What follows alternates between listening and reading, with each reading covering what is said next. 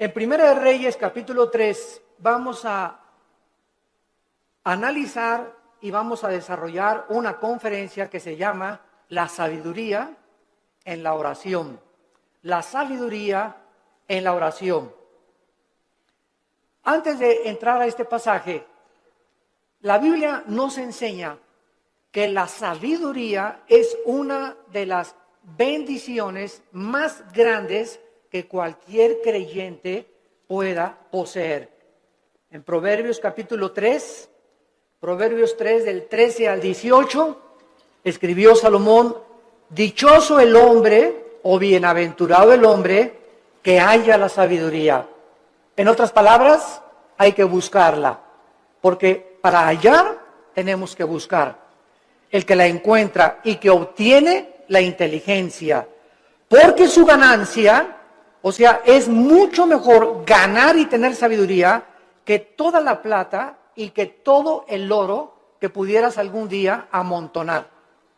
Más preciosa es que las piedras preciosas, y todo lo que puedes desear no se puede comparar con la sabiduría.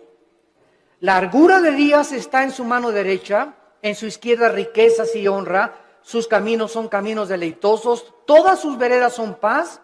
Ella es árbol de vida a los que de ella echan mano, y dichosos son los que la retienen. Siendo que la sabiduría es tan importante que el dinero, una vez yo le pregunté a Dios: oh Dios, ¿por qué dices que es más importante la sabiduría que el dinero? Porque la mayor parte de la gente diría: bueno, yo prefiero 1000 veces tener dinero que sabiduría. Y la respuesta la vamos a encontrar a través del desarrollo de esta conferencia, porque les voy a dar un adelanto. Si tú tienes dinero y no tienes sabiduría, el dinero que tienes lo vas a malgastar. Lo vas a usar en cosas y en vanidades ilusorias que se convierten en una maldición para tu vida. Escúchame muy bien. Personas que tienen dinero y no saben cómo usarlo, el dinero se convierte en una maldición para sus vidas.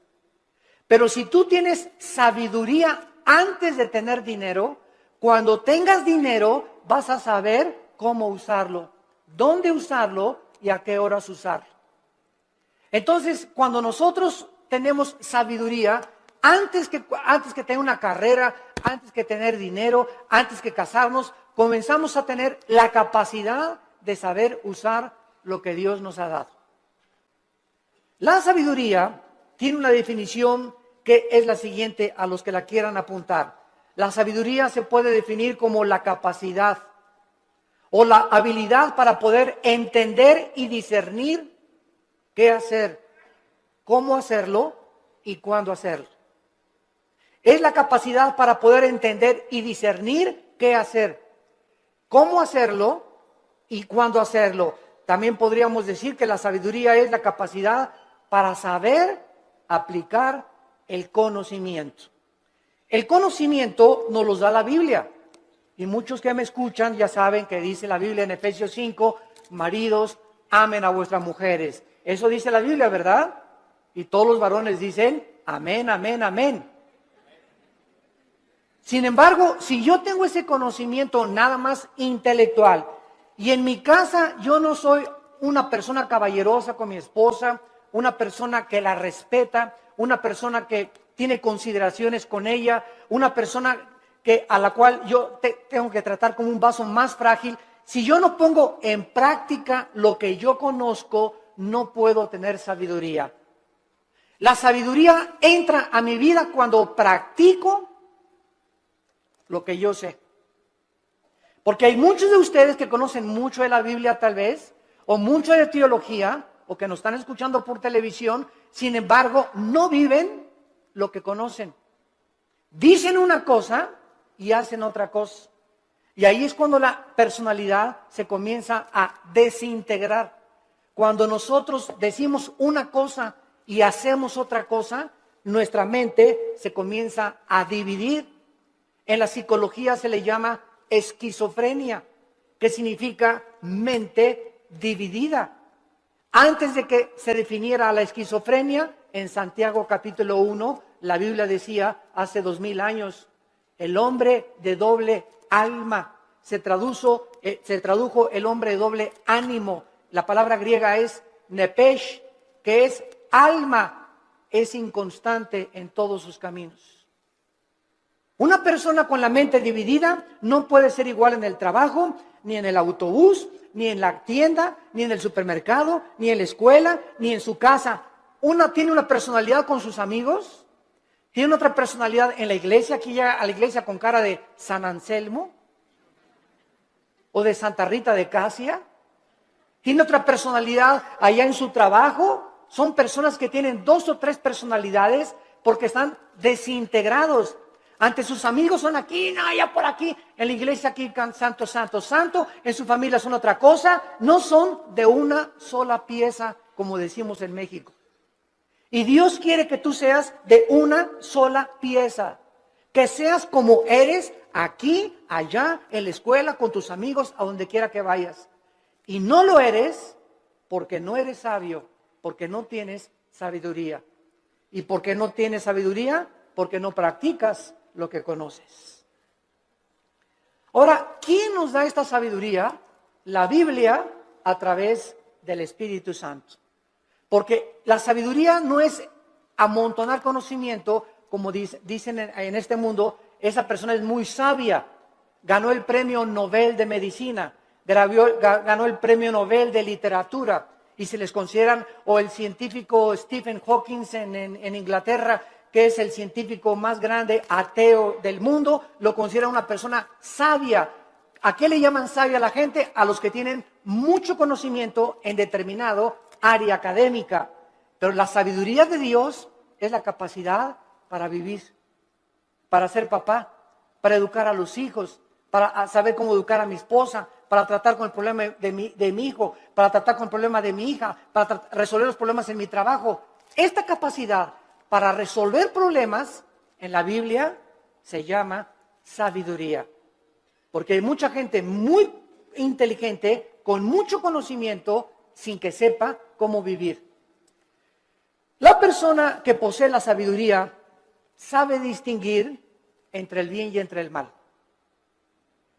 Manifiesta una conducta responsable, sabe cómo actuar en diversas circunstancias, sabe cómo vestirse en diferentes circunstancias, sabe cómo usar el dinero y sabe cómo dirigir o gobernar una nación, una familia, una empresa y una iglesia. La sabiduría le da la capacidad a los gobernantes de tener un rumbo adecuado en la nación. ¿Qué es lo que vemos ahorita en el mundo? Un mundo de naciones, más de 200 naciones, con gobernantes, la mayoría sin sabiduría. La mayor parte de ellos ya, ¿verdad?, con problemas mentales muy fuertes, posicionados solamente en gobernar, en controlar el pueblo, en controlar a las masas, sin poder ellos beneficiar al pueblo, porque nunca descubrieron que el gobierno es para bendecir a los demás y no a su propio imperio. En Job, el libro de Job, capítulo 28, versículo 28, dice la Biblia: he aquí el temor del Señor es la sabiduría y el apartarse del mal, la inteligencia. ¿Qué es lo que hace a una persona sabia? Temer a Dios. ¿Qué significa temer a Dios? ¿Tenerle miedo? No. Tenerle miedo a Dios te aleja de Dios. Y tener temor de Dios te acerca a Él. Esa es la diferencia entre el temor de Dios y tenerle miedo a Dios. No lo confundan. No es igual la gimnasia que la magnesia. Cuando yo tengo temor de Dios, vengo a Dios y respeto a mi esposa, respeto mis finanzas, pago mis impuestos, trato de tener una conducta responsable. ¿Por qué? Porque tengo el temor de Dios en mi corazón. Muchos de ustedes hacen lo que hacen porque no tienen temor de Dios. Muchos de ustedes, cuando nadie los ve, cuando están jóvenes, se besan, se abrazan, abusan de las caricias y se dicen cristianos. ¿Por qué lo hacen? Porque no tienen temor de Dios. Muchos varones viajan y cuando se meten a un hotel, no está la esposa, no hay nadie, alquilan una película pornográfica. ¿Por qué lo hacen? Porque creen que nadie los ve. Pero cuando tú tienes conciencia de que Dios te ve no harías las cosas que tú haces si tuvieras el temor de Dios. Esta es la razón por la cual Salomón, regresamos ahora a nuestro pasaje, estaba preocupado por ser un rey sabio. Era joven, acababa de consolidar su poder, acababa de sofocar una rebelión interna de gobierno de su hermano Adonías, eliminando a sus enemigos. Y la nación de Israel se encontraba ahora perfectamente unificada por un liderazgo que era él, y había paz por todos lados. Su padre David acababa de morir y él estaba ahora sentado en el trono. Y Salomón, cuando está sentado en el trono, sintiendo su inmadurez, su incapacidad y su falta de experiencia, le pide a Dios sabiduría para poder discernir y poder gobernar a un pueblo tan grande. ¿Qué es lo que nosotros debemos hacer también cuando muchos de ustedes, jóvenes que me escuchan, se casan a los 23 años?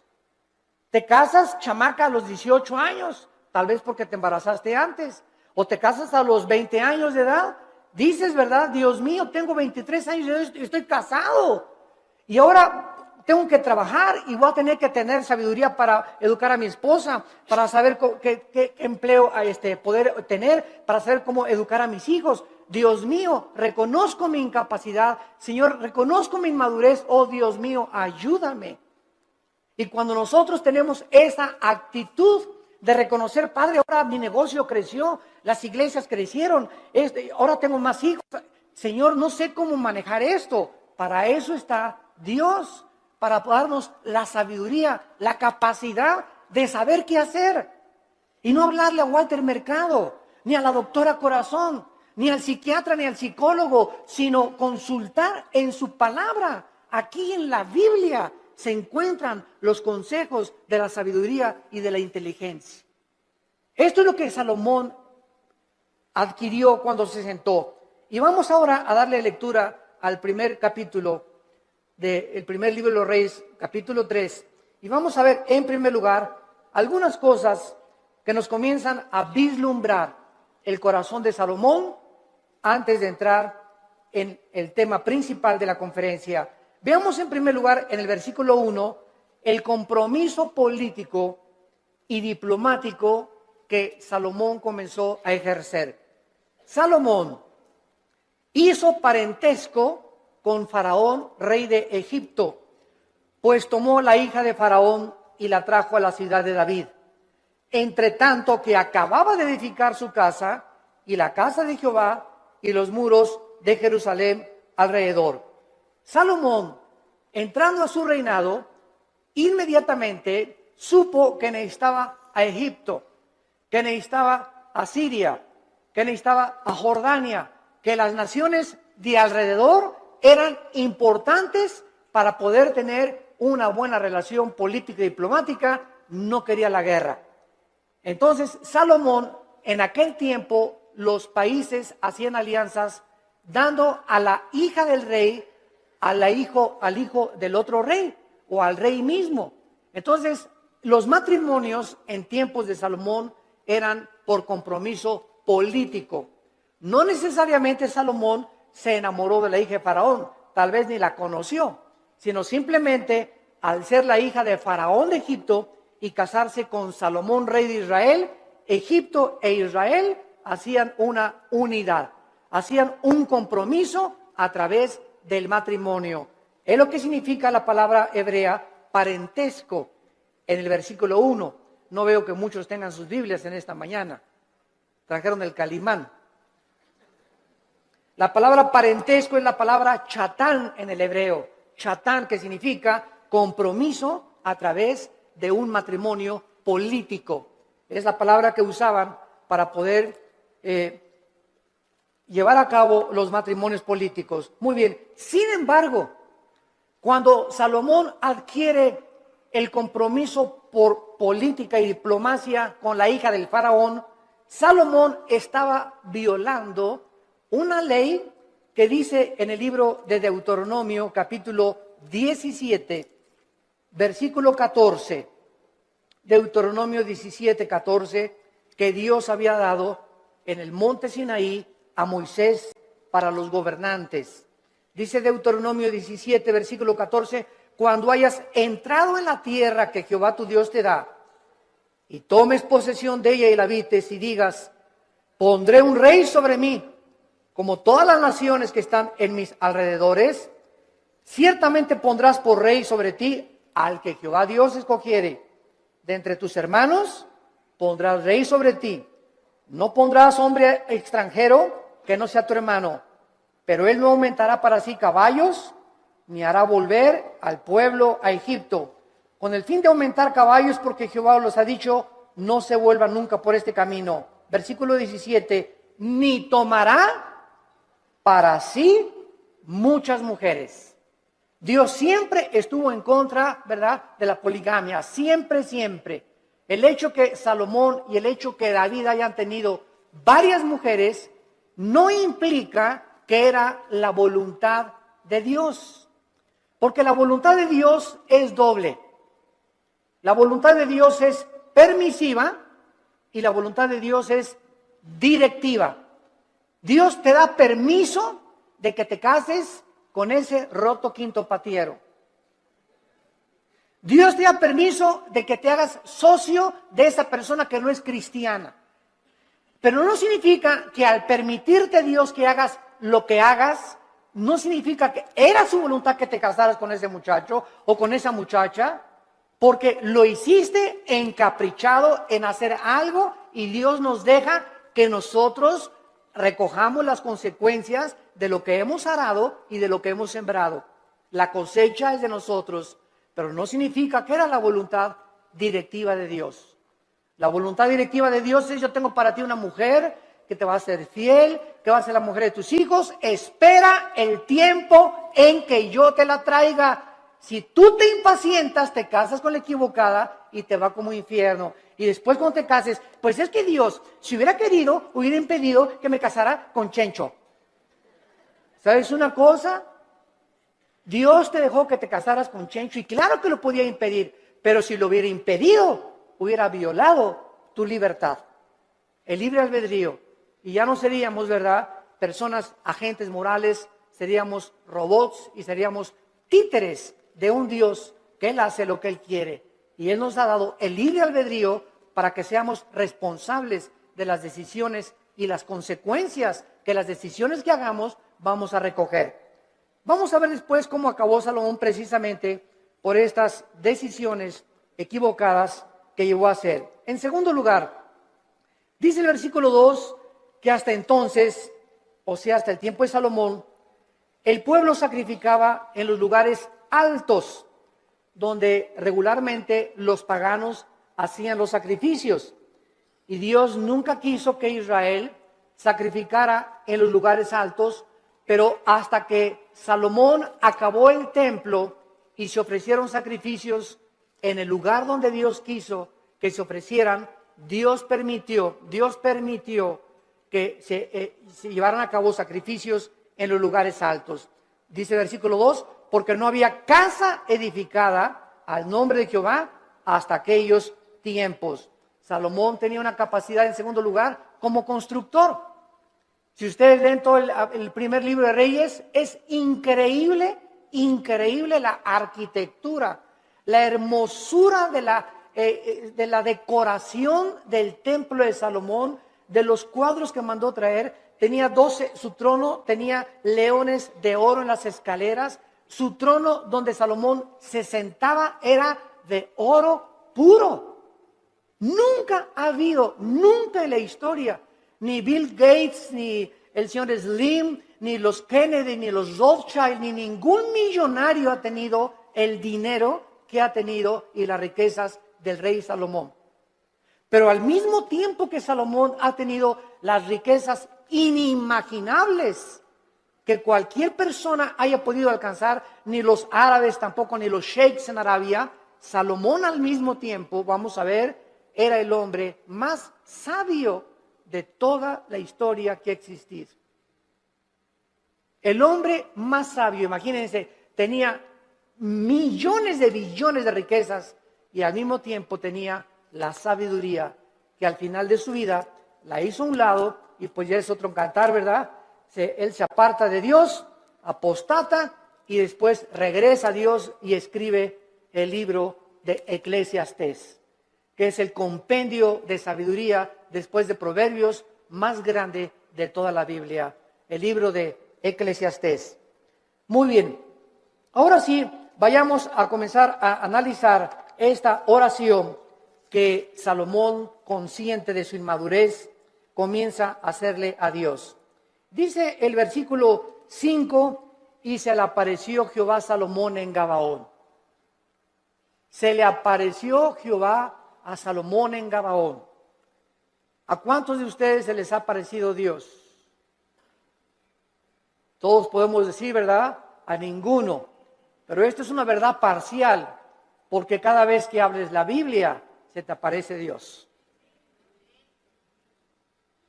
Ya no tenemos manifestaciones visibles de Dios, ni audibles como en los tiempos antes en el Antiguo Testamento. Pero ahora nadie puede decir, bueno, si a mí se me aparecía Dios, ¿sabes una cosa? Ahora no solamente se le apareció Dios para decirle algunas cosas, sino que ahora tenemos todo el consejo de Dios en la Biblia. Todo lo que Dios tenga para decirnos ya se encuentra en la Biblia. Después de la Biblia no hay nada más que Dios nos tenga que decir. Por eso la Biblia es un libro sellado. El que le agregue algo a estas palabras o el que le quite algo a estas palabras, dice Apocalipsis capítulo 22, las maldiciones de este libro caerán sobre esa persona. Por eso cuando oímos, ¿verdad?, que tantas cosas de profecías, y el Señor me dijo que iba a entrar una muchacha con vestido verde y vas a casar con ella. Y el Señor me dijo que de aquí de esta iglesia van a salir ríos de agua viva. Y el Señor dice que un avivamiento va a venir en Guatemala o va a venir en España, etcétera, etcétera. ¿A quién le dijo eso el Señor? ¿Quién sabe? Tal vez cenó pizza en la noche a las 12 de la noche. Y comienzan a decir cosas que no están en la Biblia, que asumen que Dios dijo, pero Dios no lo dijo. Porque profetizar no es anunciar el futuro. Profetizar es comer esta palabra y cuando hablas, hablas esta palabra. La persona que predica la palabra es un profeta. Un profeta no es una persona que dice, va a pasar esto o va a pasar aquello. Esos son adivinaciones. No confundas la profecía con la adivinación. Ahora, en el Antiguo Testamento había videntes. La palabra naví en el hebreo, que se les dio profecías del futuro. Todo lo que va a pasar ya está escrito en la Biblia. Cuídense cuando va a temblar en Toluca en febrero del 2011. Y el Señor me dijo que a las 10 de la mañana, cuídense, hermanos y hermanas en Cristo, de todas estas falsas profecías. A la luz y al testimonio. Si no es a la palabra de Dios, no les ha amanecido, dice el profeta Isaías. Entonces Salomón tiene la aparición de Dios en sueños y le dice, Dios es Salomón. Escuchen esto, versículo 5. Pide lo que quieras que yo te dé. Ni Santa Claus, ¿verdad? Ni Aladín y la lámpara maravillosa, cuando el genio se aparecía y le decía a Aladín, no, pídeme lo que quieras. Aquí estamos ante el Dios creador de los cielos y de la tierra. ¿Y qué vemos en primer lugar? Una invitación de Dios que Él nos hace, no solamente a Salomón, sino también a nosotros en el Nuevo Testamento. Clama a mí y te responderé, dice Jeremías 33:3. Y te enseñaré cosas grandes y ocultas que tú no conoces. Ahora, aquí inmediatamente podríamos asumir, si aparece Dios, pídeme lo que quieras, un Cadillac último modelo, Señor.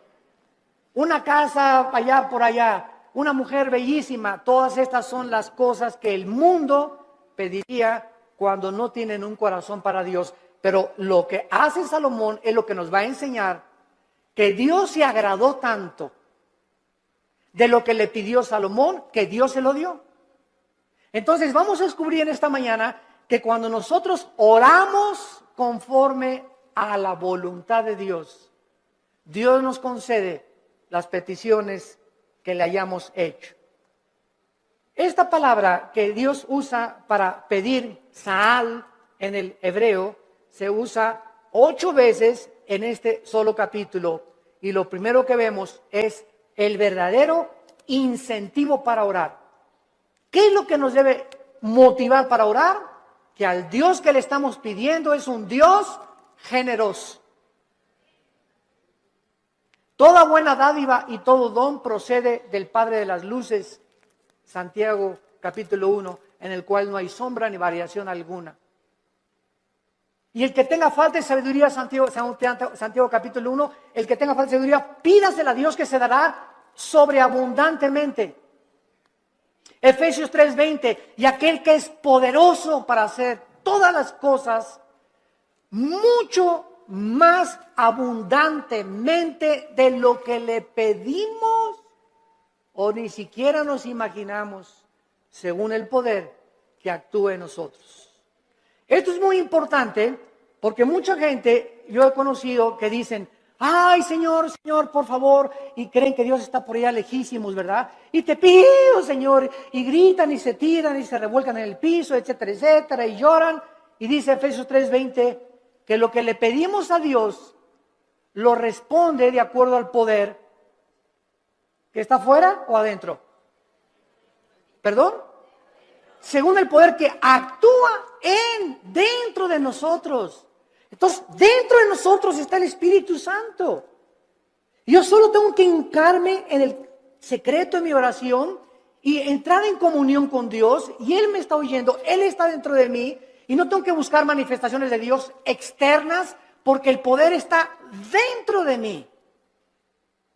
Y dentro de mí, si el Espíritu Santo, yo tengo una relación de compañerismo con Él y camino en santidad con Dios, lo que Dios me pone dentro de mí, me lo va a dar.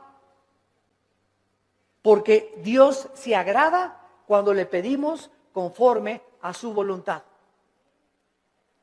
Aunque nosotros no somos reyes ni gobernantes como Salomón, con el mismo nivel de responsabilidad que tenía Salomón, ¿acaso no es al mismo Dios al que se acercaba Salomón en el Antiguo Testamento en oración? En Primera de Juan capítulo 5, en el Nuevo Testamento, Primera de Juan capítulo 5, versículo 14 y 15, dice la Biblia, y esta es la confianza que tenemos en Él. Cuando comenzamos a orar, si no hay esa confianza en ti, no ores. Porque el que se acerca a Dios es necesario que crea que Dios existe. Esta es la confianza que tenemos en Él, que si pedimos alguna cosa conforme a su voluntad, conforme a lo que Dios quiere para nuestra vida, Él nos oye. Si yo tengo un niño de 10 años y me dice, papá, cómprame un BMW, ¿se lo voy a comprar? Ay, papá, no me quieres porque no me compras un reloj Rolex de oro. Chamaco de 15 años, pirruris. ¿Por qué no se lo doy? Porque no es que yo no ame a mi hijo, claro que lo amo a mi hijo. Pero no se lo doy porque no puede él todavía llevar tantas alhajas en su cuerpo, ni tener un coche último modelo a los 15 años, porque le hago un mal más que un bien. Ahora, si él comienza a conocer, si mi hijo tuviera la sabiduría a los 10 o 15 años de conocer que él no tiene la madurez para poder usar las cosas que él quisiera, no me pediría eso. Entonces me diría, papá, dame un reloj conforme a lo que tú crees que debo de usar. Dame un coche, conforme el coche que tú quieras, dámelo. Ya no le pediría un Cadillac, sino, Señor, lo que tú me quieras dar. Entonces, es importante que nosotros sepamos cuál es la voluntad de Dios para nuestras vidas. ¿Y cómo la puedes saber? Leyendo la Biblia. ¿La lees diario? ¿La memorizas diario? Este año, si te pasara aquí al frente, a ver, pásala aquí, Pancholín. ¿Cuántos versículos ahorita, dinos de memoria a toda la iglesia, o cuántos capítulos de la Biblia memorizaste en el año 2010? ¿Te sabes el Salmo 23 de Perdis? ¿Te sabes de Perdis el Salmo 91? ¿O nada más sabes Juan 3:16? De tal manera amó Dios al mundo que dio su Hijo unigénito. ¿Cuántos versículos memorizas a la semana? Si tú no memorizas la palabra de Dios no la puedes guardar en tu mente. Si no la guardas, no la puedes meditar. No puedes pensar en ella, murmurarla, reflexionar en ella, ponderar en ella, porque necesitamos memorizarla, masticarla, asimilarla y guardarla en nuestro corazón. Y ahí se queda, y largura de días y años de vida y paz te aumentarán, y la sabiduría comenzará a manifestarse en tu vida. Hermanos, el cristianismo no es venir aquí solamente el domingo, de 9:30 a 11 de la mañana, o de 12 a 3 o al servicio a la iglesia que tú vayas. El cristianismo es creer lo que Dios dice. Josué de día y de noche medita en este libro de la ley, le dijo Dios en Josué 1:8 y 9, para que prosperes. Ay, hermano, no salgo de perico perro. Y en el 2010 no me alcanzó ni para la colegiatura, no tengo ni para el aguinaldo, no tengo esto, no tengo aquello. Y Dios te pregunta, ¿y por qué si tienes un padre millonario? Es como el que estaba sentado ahí en la banqueta sin zapatos y con un taquito y nada más así. Y llega una persona, ¿y quién eres tú? Soy hijo del rey de Inglaterra. ¿Y por qué estás ahí sentado en la banqueta? Y traía el muchacho una chequera aquí. Pues porque no creo que mi papá me vaya a lo que me tenga. Mira, la chequera la tienes en blanco y tu papá te dio la chequera en blanco para que pongas la cantidad de los cheques que tú quieras. No tienes por qué estar como un limosnero pidiendo en la calle. Y la chequera es la Biblia. Tenemos la chequera de Dios para que la guardemos aquí en nuestro corazón y no andemos ahí mendigando ni causando lástimas. Tenemos un Padre que nos quiere dar todo, pero ¿por qué no nos los da? Porque le pedimos conforme a nuestros gustos. Le pedimos cuando lo necesitamos, cuando tenemos una tragedia, cuando viene un problema moral, cuando nos enfermamos, cuando estamos en el hospital. Señor, ayúdame. Señor, te pido, mi hija se fue a mi casa. Ayúdame con este negocio. Y ya no tengo dinero y no me alcanza. Pero los días anteriores, los meses anteriores, ¿has tenido compañerismo con Él? ¿Lo has amado con todo tu corazón? ¿Eres santo? ¿Amas a tu esposa? ¿Bendices a tus hijos? ¿Les enseñas la palabra de Dios a tus hijos? ¿Eres honesto en tus negocios? Entonces Dios no puede darte, porque el que es infiel en lo poco, en lo mucho lo es. Si Dios te bendijera y te diera y te ayudara, te echaría a perder, porque no tienes la sabiduría para vivir y tener lo que Dios te quisiera dar.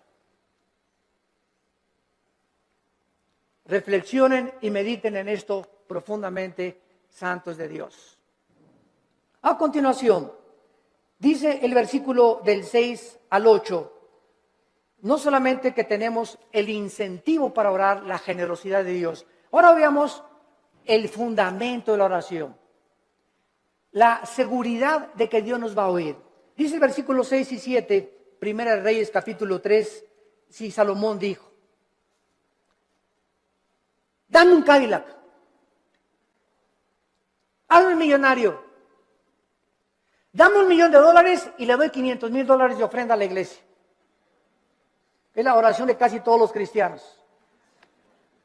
Bendíceme, Señor, si me das 5 millones de pesos, te prometo que le doy 3 millones de pesos a la iglesia.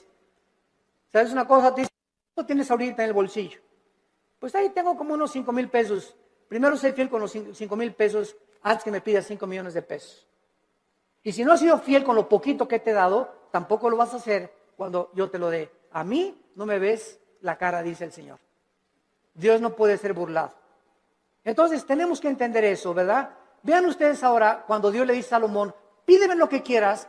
¿Por qué Dios le concedió a Salomón lo que le concedió? Salomón le contestó, en primer lugar, tú hiciste gran misericordia a tu siervo David, mi padre. En primer lugar, recuerda, antes que nada, antes de pedirle, recuerda lo que él había hecho con su padre anteriormente. Dice a continuación, porque él anduvo delante de ti en verdad, en justicia y con rectitud de corazón para contigo. En segundo lugar, recuerda que su padre recibió de Dios lo que recibió porque David anduvo en integridad. ¿Qué es integridad? Hacer lo que nosotros decimos. Vivir lo que nosotros predicamos. Si tú predicas una cosa y vives otra cosa, no eres una persona integral, íntegro. Te estás desmoronando, te estás desintegrando, tu mente se está dividiendo y se puede dividir en 2 partes, en 3 partes, hasta en 4 partes. Y después los psicólogos entran y dicen, desórdenes múltiples de la personalidad humana. Personas que tienen hasta 5 personalidades y que se consideran como psicópatas, que ya tienen que ser internados en un hospital para enfermos mentales, que nunca su problema fue el problema mental, su problema fue que nunca resolvieron sus pecados pasados. No quisieron oír la voz de Dios en sus corazones. En tercer lugar, dice David, y tú le has reservado esta tu gran misericordia en que le diste hijo que se sentase en su trono como sea en este día. Salomón, antes de pedirle nada a Dios, maduro, no había hecho nada para Dios, estaba construyendo apenas el templo, sino que Salomón dice, yo estoy como estoy y yo estoy como rey de Israel porque tú hiciste un pacto con mi papá. Y por la misericordia que le tuviste a mi papá, yo estoy sentado aquí. Yo no merezco estar sentado aquí. Lo estoy por causa de la misericordia que tú tuviste para con mi padre.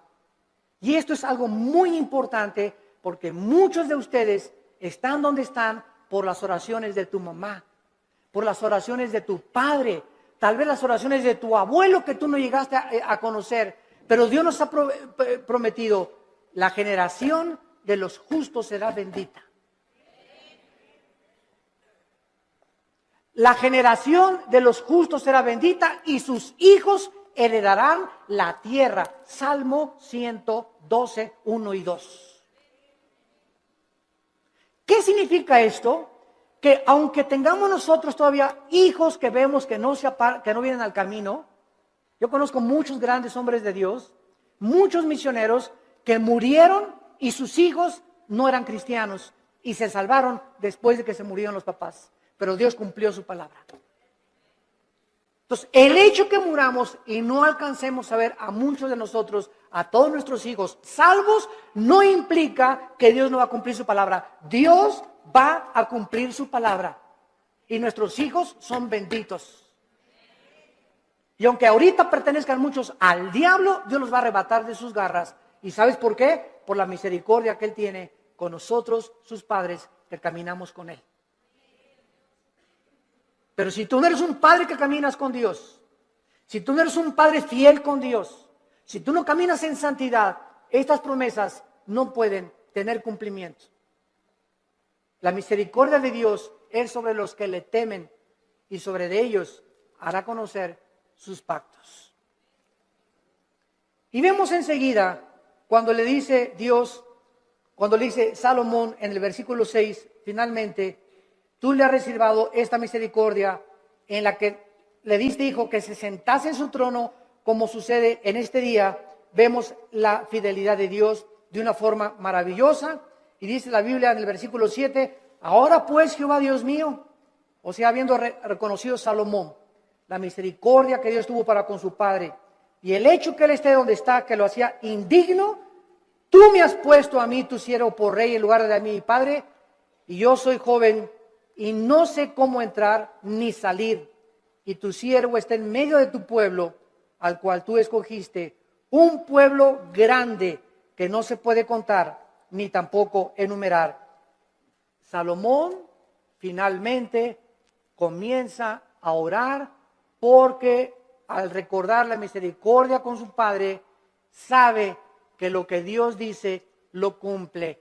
¿Qué hace que nosotros oremos? La fidelidad de Dios. Dice en Efesios 3:20, y aquel que es poderoso para hacer las cosas mucho más abundantemente. Tú le pides a Dios algo, lo que Él te va a contestar es mucho más allá de lo que tú te imaginaste que te iba a contestar.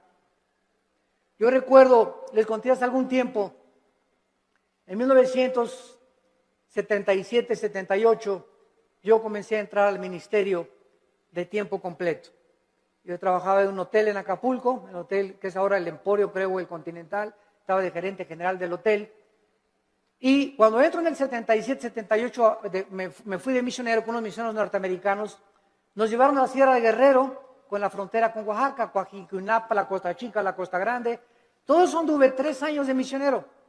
Y en toda esa época de misionero, pues llegaba a mi casa y Alan estaba chiquito y comíamos mangos, comíamos frutas, no teníamos para comer, porque me daban un cheque de $50 a la semana, o sea, $200 al mes, pues, solamente no se alcanzaba para comer víveres. Vivíamos en un bungalito por pie de la cuesta en Acapulco, y lo único que teníamos en la casa era colchones, no teníamos estufa, no teníamos nada, una parrilla eléctrica. Ahí cocinábamos el pescado que yo iba a pescar, ¿verdad?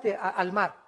Entonces, durante todo ese tiempo, Dios me mostró su fidelidad. Nunca nos faltó pescado, nunca nos faltaron mangos en los árboles, ni tampoco manzanas, y peces. Aventaba el anzuelo y a las 2-3 horas agarraba 3 o 4 huachinangos y grandes peces, y comíamos ostras, y comíamos las cucarachas que se pegaban en las piedras. Me bajaba a bucear y las raspábamos así con limoncito, ¿verdad? Ricas así, y eso es lo que comíamos por 3 años. Hasta 1985 pasaron 8 o 9 años de mi ministerio cuando por primera vez compramos un refrigerador. Compré una lavadora de esas que vendían en Salinas y Rocha, de esas que chun chun que hacen así, para acá y para atrás, haciendo, ya saben cuáles son, ¿verdad? Rum, rum, así es, las lavadoras antiguas. Pagué como 3 años en pagarla, y hasta el 85 me regalaron una camioneta combi usada con 80,000 kilómetros, y en esa nos transportábamos después de tantos años de caminar y conocer a Dios. Entonces, Dios es fiel, pero Dios no te da las cosas así. Y ahora todo el mundo quiere casarse, ya quiero un plasma, y quiero tapetes que vengan de España, y cuadros así, y quiero un coche último modelo, y ya todo el mundo ahorita es una ambición. Pastores que ya quieren una iglesia grande, ya quieren 500 personas, etcétera, etcétera, cuando no saben que irá andando y llorando el que lleva la preciosa semilla, y regresará con gozo trayendo las gavillas. Hay que arar y arar y arar la tierra y caminar y arar. El ranchero va rompiendo la tierra, y primero aras, primero rompes, sudas lo que tú estás haciendo, y después ya vienes y siembras la semilla, y después viene la tercera fase, que es la cosecha. Tenemos que arar, tenemos que sembrar y tenemos que cosechar. Pero si tú no trabajas, si tú no aras y no siembras, ¿por qué esperas recoger? Entonces tú no vas a recoger nunca en la vida lo que nunca has sembrado, en lo que nunca has trabajado. ¿Quiénes son los que poblan las cárceles? Almoloya, el reclusorio, personas que creyeron que sin trabajar, sino quitándole el dinero o vendiendo algo rápido, droga, podían obtener ganancias inmediatas, y tarde o temprano acaban en esas cárceles. Porque la Biblia dice: ganarás el pan con el sudor de tu frente. Y todo lo que es fácil y lo que es barato no tiene la bendición de Dios. Dinero mal habido será maldecido. Es una ley inexorable espiritual. Salomón, pues, comienza a decirle a Dios: yo soy joven, no sé cómo levantarme, no sé cómo gobernar, no tengo la madurez, y quiero, por favor, Señor, versículo 7, que me des a mí, versículo 8, la capacidad para poder gobernar. Cuando Dios le dijo a Salomón: pídeme lo que quieras, Dios estaba probando el corazón de Salomón. Y cuando venimos en oración y le pedimos a Dios, de la abundancia de las palabras, de la abundancia del corazón, habla la boca. Lo que tú le pides a Dios denota y manifiesta lo que realmente quieres en tu corazón. Y vamos a ver el gran secreto de por qué Dios le contestó esta oración. En el versículo 7 y 8, Salomón reconoce que él no tiene la capacidad de gobernar un pueblo tan grande, ni numerarlo por tanta y grande multitud. Su principal capacidad de la cual él comienza a reconocer es que él necesitaba una cosa importante. Versículo 9, dale, es lo primero que Salomón le pide: dame un corazón entendido. Por favor, la palabra entendido es shama, que significa oír o escuchar.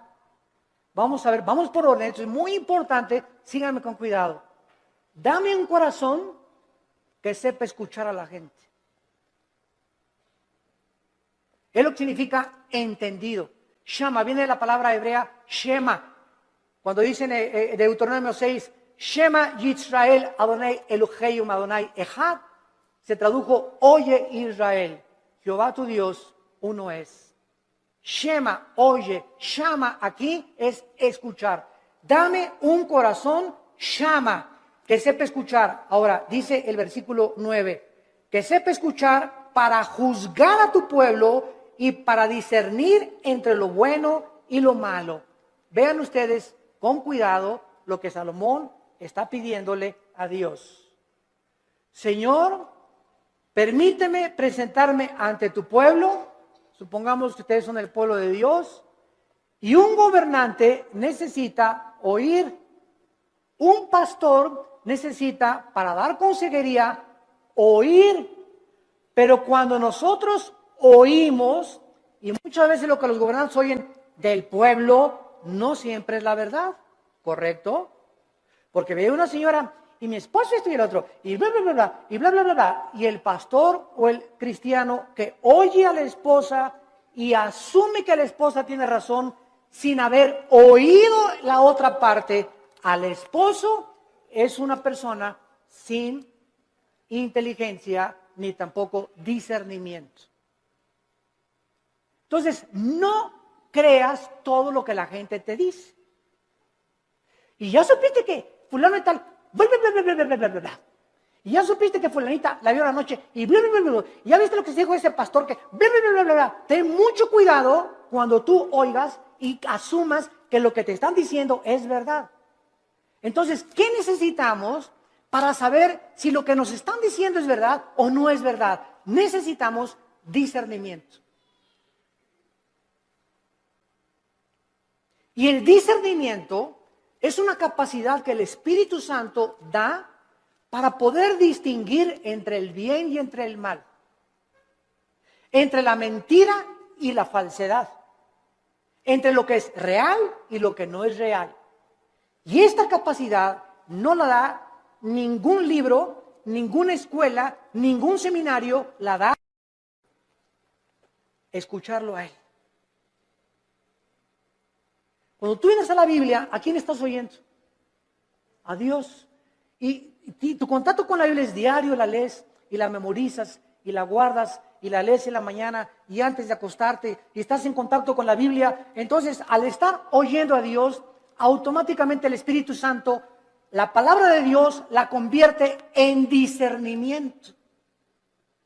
Y tú comienzas a manifestar una capacidad en la vida para que cuando estés escuchando algo tengas el juicio adecuado para juzgar. Hasta nuestros hijos. Llega Pepito, papito, pues son mustios los chamacos, ¿verdad? Pegó, y no es cierto que le pegó, sino que él viene así porque él le pegó al otro. Pero son expertos los niños en venir en culpar al otro hermanito antes de que sepan que él fue el culpable y le pegan a él. Entonces viene corriendo y cuando el papá ya sabe, espérame, ya te conozco, mijito, ¿verdad? Ya sé, ¿verdad? Y le hablas al otro hermanito y ya sabes que lo que te quiere es chantajear. Entonces comenzamos, no nos inclinamos porque a Pepito lo quiero mucho, mis sentimientos los crucifico, quiero hacer justicia con mis hijos y que mis hijos sepan que soy parejo con todos. Cuidado con los consentidos, porque esto no es de Dios.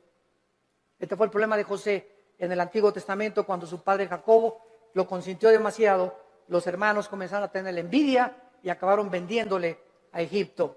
Entonces Salomón pide la capacidad de poder juzgar al pueblo. Vean ustedes, y aquí está el centro de toda nuestra conferencia, el motivo principal por el cual Dios le da a Salomón mucho más, como vamos a ver, de lo que le pidió o de lo que se imaginó, fue porque el motivo de Salomón era el bienestar del pueblo de Dios. Mientras Dios vea que nosotros amamos a su pueblo, mientras Dios vea que tú amas a la gente, que tú amas a tus hermanos en Cristo, porque si no amas a tus hermanos en Cristo, ¿qué vas a acabar amando al vecino? Si entre nosotros no nos amamos, ¿cómo esperamos entonces atrevernos a pedirle algo a Dios? Si entre nosotros nos volteamos los cañones unos contra otros y nos atacamos unos a otros, y atacas a ese pastor, y atacas a ese hermano, y a ese coordinador, y ese decán, y ese seguridad afuera que me dijo que no me estacionara aquí, ¿y tú qué te crees que no sabes quién soy yo? Y tenemos esa actitud de siempre autoritarismo, y siempre soberbia, y siempre mis intereses, y yo, el rey del yo.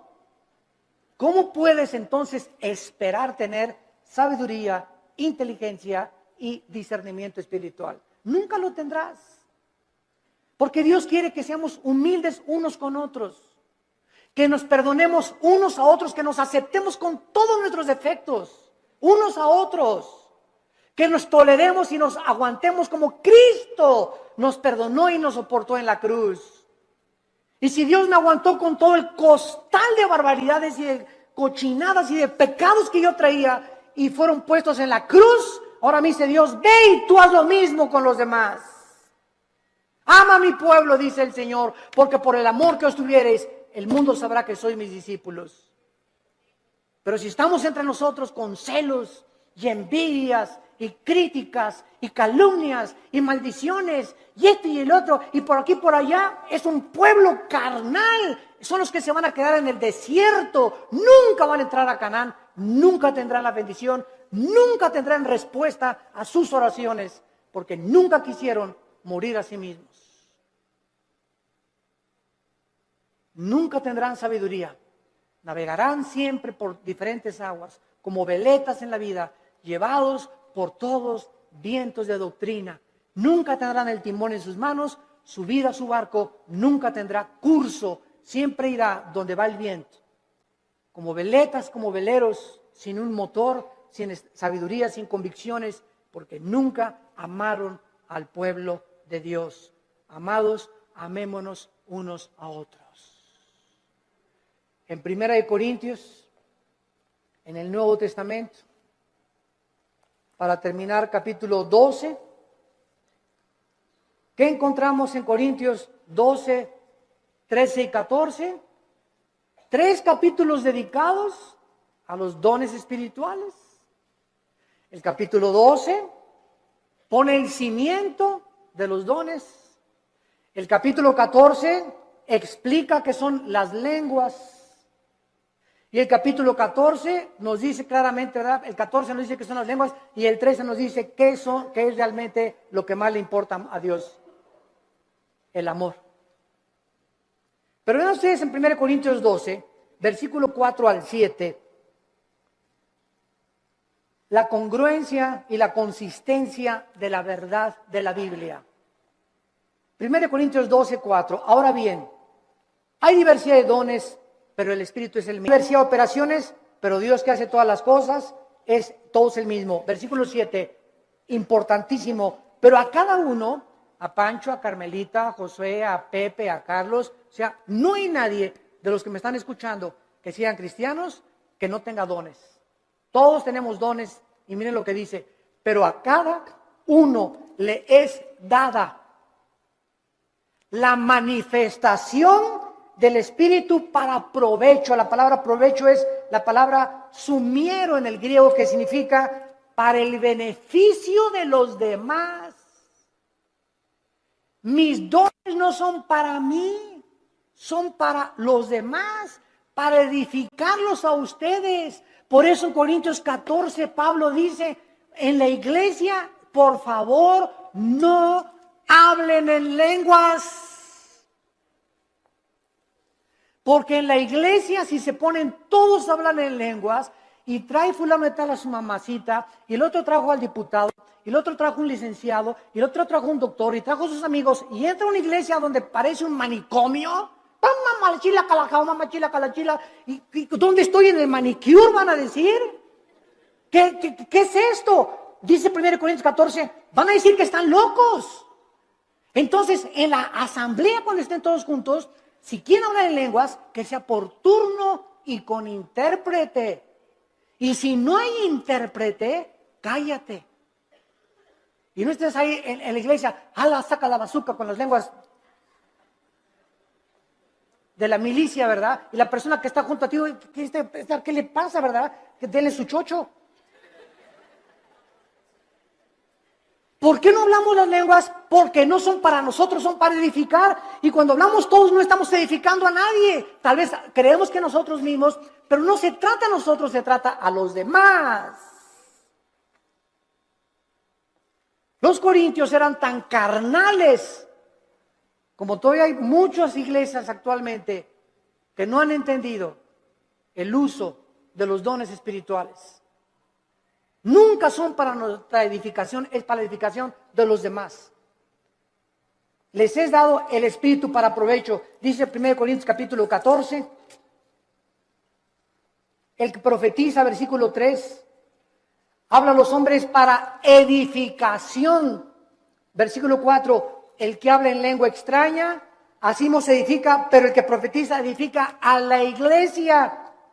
Versículo 5, así que quisiera que todos hablaran en lenguas, pero más que profetizaran, porque mayor es el que habla, el profetiza, que el que habla en lenguas, a no ser que las interprete, para que la iglesia reciba edificación.